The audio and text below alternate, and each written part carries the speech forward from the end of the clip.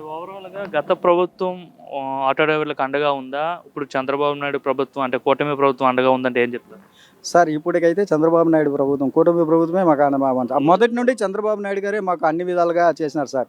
సీఎంఏవై లోన్లు అయితేనేమి, సబ్సిడీ లోన్లు అయితేనేమి, ఇవన్నీ వచ్చి ఆటో కార్పొరేషన్ లోన్లలో సబ్సిడీలో కూడా సీఎం చంద్రబాబు నాయుడు గారే అప్పుడు ఇచ్చేవారు సార్. ఈ ప్రభుత్వం వచ్చిన తర్వాత, ఈ వైసీపీ ప్రభుత్వం వచ్చిన తర్వాత సబ్సిడీ లోన్లు అనేది లేదు సార్. సబ్సిడీ లోన్లు అనేది తీసేసినారు. ఎవరికే కానీ హెల్పింగ్ లేదు కొనేది.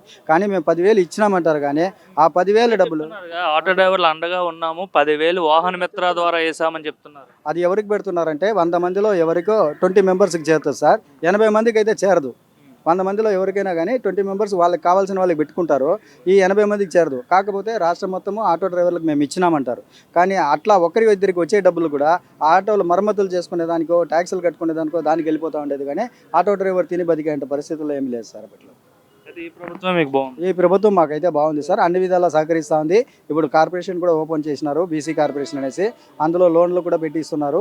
ప్రతి కార్మికునికి ఆటో ఇస్తున్నారు. టీఎన్టీసీ బాగా వర్క్ చేస్తూ ఉంది. ఇప్పుడు స్టేట్ వైజు, జిల్లా వైజు స్ప్రెడ్ అయింది. బాగా యూనియన్ నుండి అందరికీ లాభసాటిగా ఉంది సార్.